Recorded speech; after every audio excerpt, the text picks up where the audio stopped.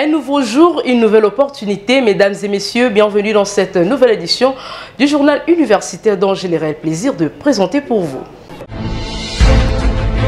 Perception et expérience des enseignants en sciences infirmières sur l'implémentation du système licence, master et doctorat et de l'approche par compétences à l'ISTEM Kinshasa. C'est le titre de la thèse de doctorat soutenue publiquement par le chef des travaux Zunza Isenda, éloge de la faculté de pédagogie et de didactique des disciplines de l'Université pédagogique nationale. C'était le week-end dernier au sein de cette institution. Les détails avec Georges Ndulumbi et Christian Chipamba.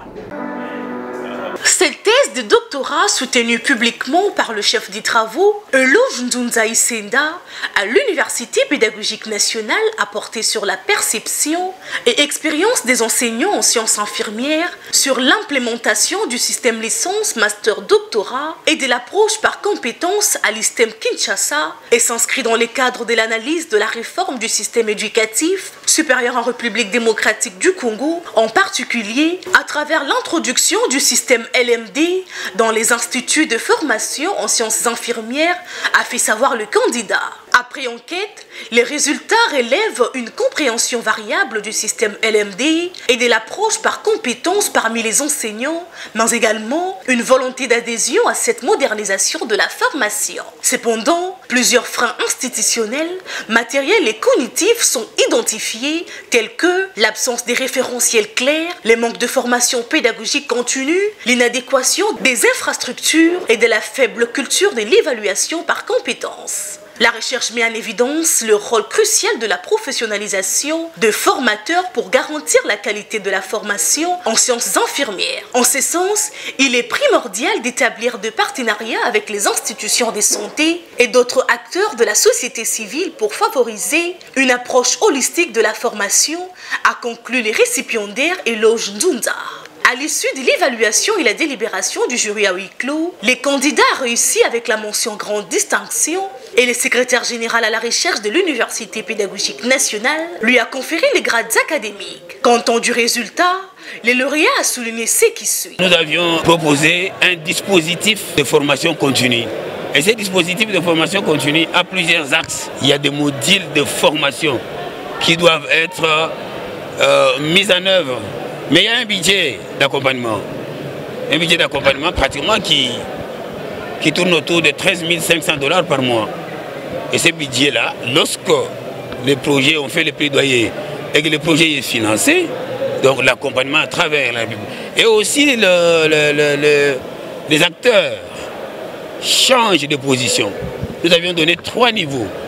Et dans ces 3 niveaux, vous allez voir que tous les acteurs là, pas seulement là où nous avions fait nos enquêtes, à travers même la République, dans les institutions, les gens posent une résistance pour le changement. L'ambiance était totale.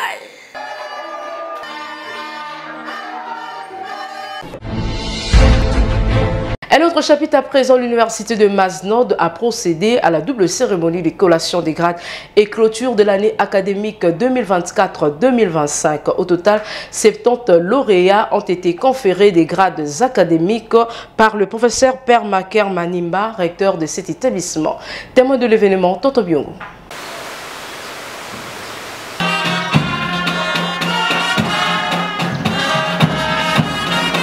C'est par une prière prononcée par l'assistant du recteur qu'a débuté la double cérémonie des clôtures de l'année académique des collations des grades pour la promotion 2024-2025 des licences et masters à l'Université de Maznod. L'un des moments forts fut le port symbolique du mortier par les lauréats assistés de leurs parents. Dans son discours de politique générale, le professeur Per Maker Manimba, recteur de l'Université de Maznod, a rappelé que cette année académique placée sous les thèmes « Excellence et innovation » vise à former des citoyens bâtisseurs de solutions durables. Il a exhorté les diplômés à porter haut la flamme de l'excellence de leur université dans leur milieu professionnel.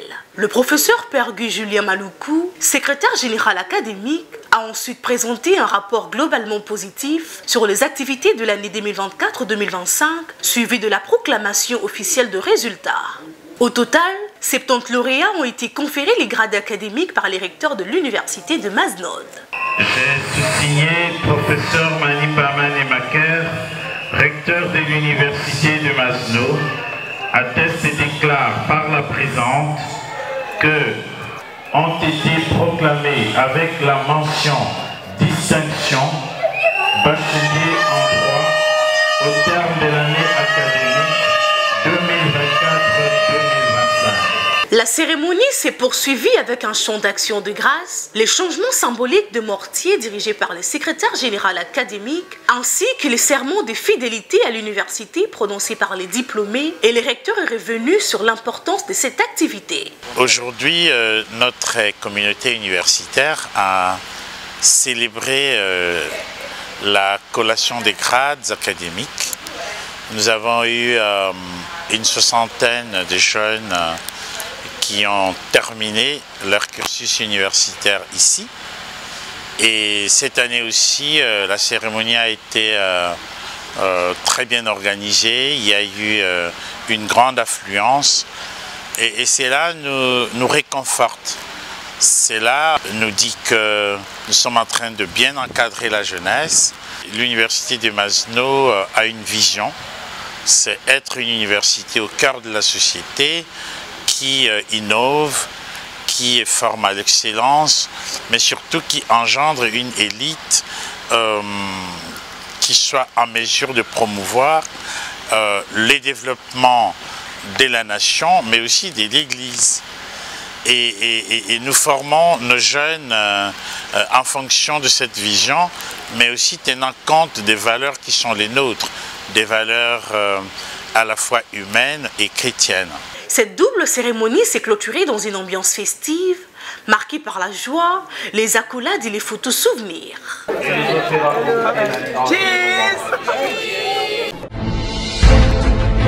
Parlons à présent de la publication des 4 livres du professeur Dr Daniel Kawata, recteur de Leadership Academia University, portés sous les fonds baptismaux le samedi dernier au campus de l'AU. Valangolou était présent pour le camp du journal universitaire. Nous avons suivi des éminents professeurs ici. Expertise de la communication organisationnelle au sein du succès du leader, gestion stratégique appliquée des ressources humaines, gestion stratégique appliquée des entreprises et théorie du leadership. Tels sont les 4 nouveaux ouvrages du professeur Dr Daniel Aji Kawata, pasteur et recteur de Leadership Academia University, portés sous les fonds baptismaux ce samedi dernier au sein de cette institution sous la présidence du professeur révérend Kwim Bibibikan, recteur de l'IPC. Et ceux et celles qui liront gestion stratégique appliquée des entreprises, l'expertise de la communication organisationnelle au service du succès du leader, la gestion stratégique appliquée des ressources humaines et enfin les théories de leadership pratiquées au sein des organisations modèles, je disais ceux et celles qui liront ces ouvrages, qu'ils sortent de leur zone de confort pour la performance individuelle et organisationnelle et que Dieu bénisse l'auteur. Amen. Sous nos acclamations. Tour à tour, la professeure Dédé Aliango Marachto, le professeur Ladi Lombo, le professeur Congo et le professeur Ntsassa ont présenté une lecture critique des 10 ouvrages saluant la rigueur scientifique et la pertinence des analyses de l'auteur. Interviewé, l'auteur du jour a livré ses impressions après ses travaux de titan qu'il dédie à ses étudiants et au développement du leadership en Afrique et partout dans le monde. Bien, c'est un sentiment de satisfaction que nous avons parce que, comme vous le savez, notre gouvernement a légalisé le système LMD. C'est un système très contraignant pour l'étudiant. Il doit faire beaucoup de recherches. Alors, dans l'effort d'accompagner l'étudiant pour qu'il ait une certaine autonomie dans ses recherches, nous produisons naturellement des ouvrages sur le cours que nous donnons. Si c'est 4, c'est parce que nous donnons plus que 4 cours, alors c'est facile de creuser des recherches dans les cours que nous avons l'habitude de donner afin de mettre à la disposition des étudiants des ouvrages qui peuvent leur permettre de gagner du temps dans leur démarche d'apprentissage. Sur le plan pratique, nous avons des gens qui ont réussi dans leur management et nous avons aussi des gens qui ont échoué dans leur management. Ceux qui réussissent, c'est ceux qui respectent le principe. Entre autres, une gestion stratégique, c'est une gestion qui envisage une proactivité, c'est-à-dire une anticipation des problèmes et une prédisposition des solutions afin d'avancer là où il y a des difficultés. Donc nous avons besoin d'apprendre ces principes managériels et de les appliquer correctement. Mais au-dessus de ça, il y a une dose de l'éthique qui doit vous accompagner parce que vous pouvez très bien réussir vos affaires, mais si vous ne mettez pas l'éthique, c'est-à-dire vous roulez les gens, vous êtes malhonnête, quelque part vous ne payez pas les agents et consorts, vous allez être rattrapé par la malhonnêteté et vous risquez d'être retranché. Alors, cette cérémonie s'est clôturée par des échanges interactifs, une vente aux enchères des ouvrages, suivie d'une séance de dédicaces.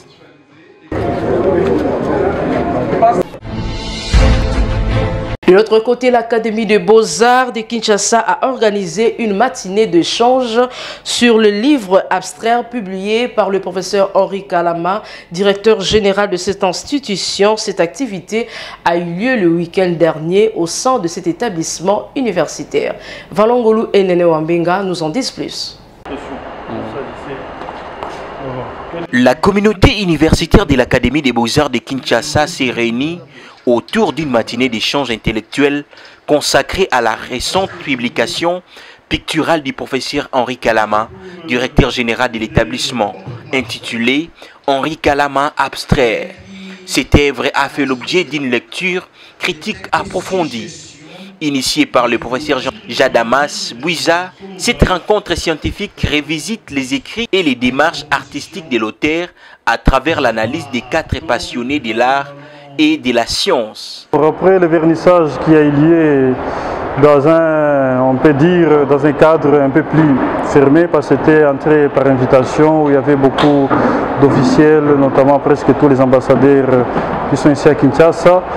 Il était normal qu'on puisse ouvrir aussi ces livres, les présenter, puisque les présenter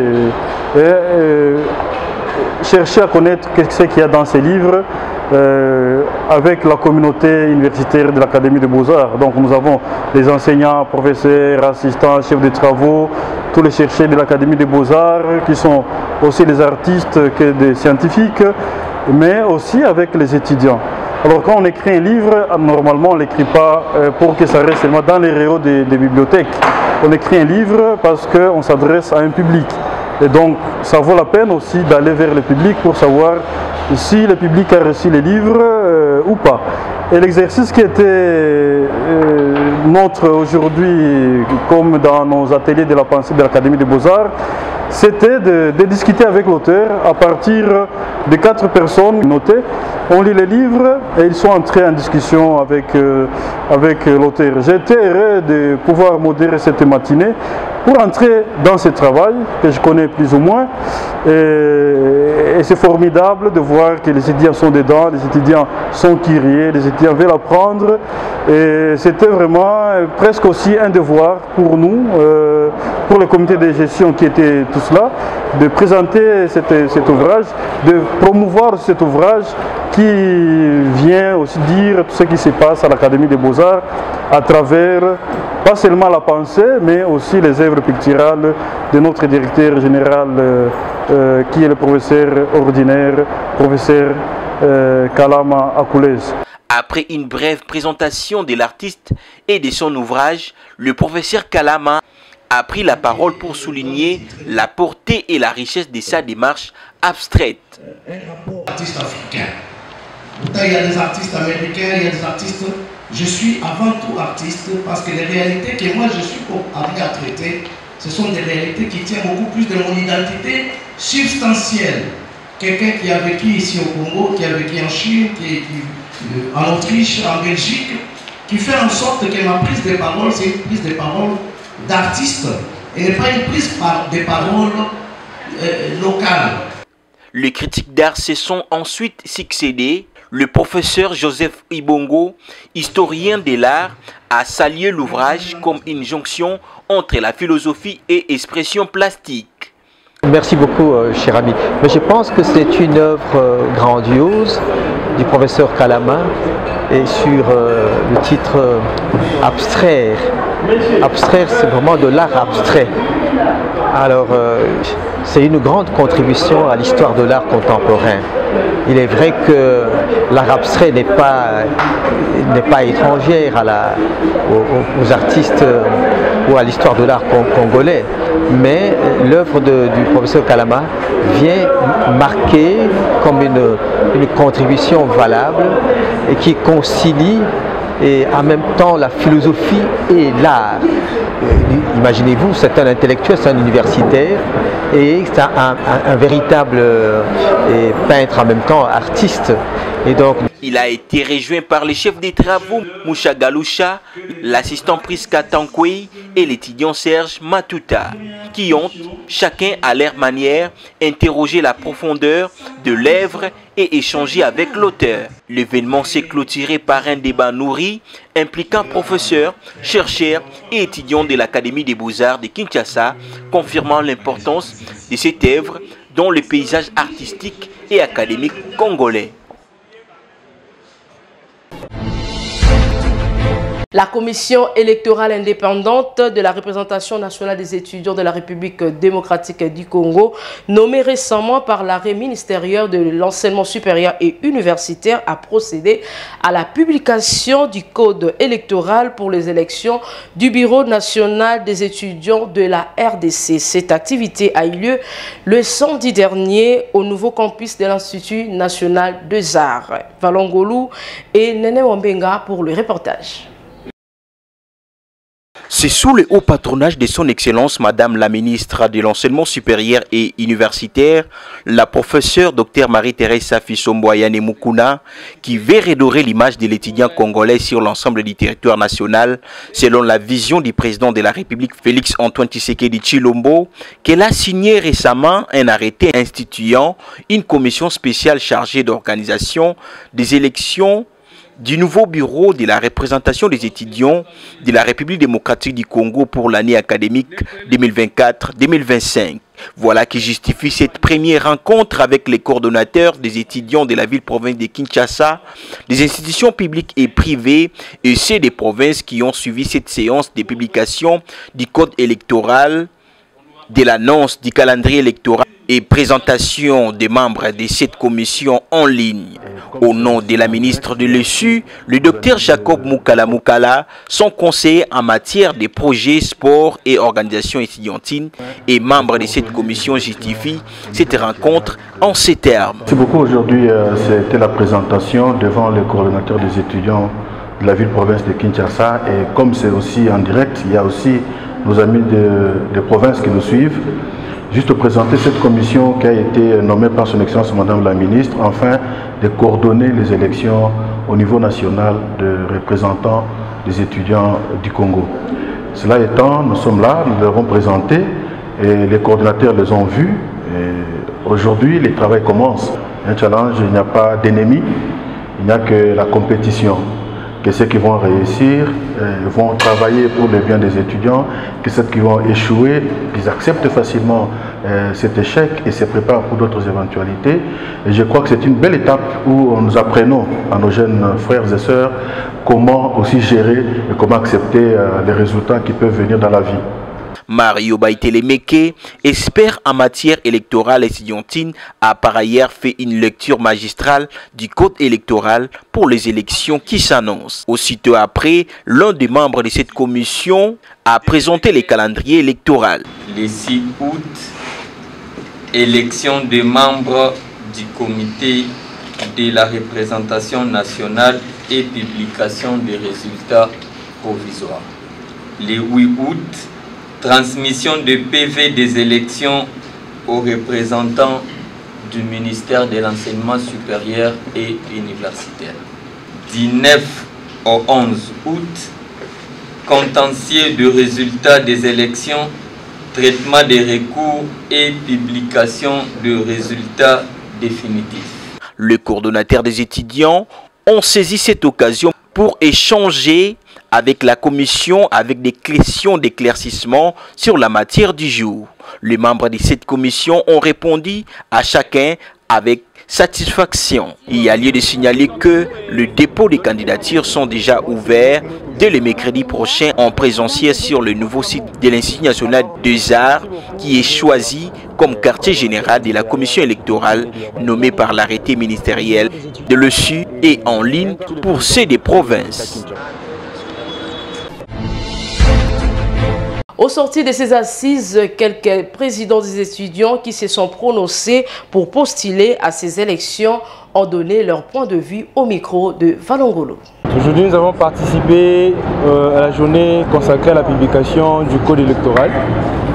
Je vais d'abord commencer par adresser mes remerciements les plus sincères à son Excellence Madame la Ministre de l'Enseignement supérieur universitaire qui se porte garante de pouvoir encadrer cette jeunesse, bien particulièrement la jeunesse estudiantine, qui est une jeunesse liée à son secteur.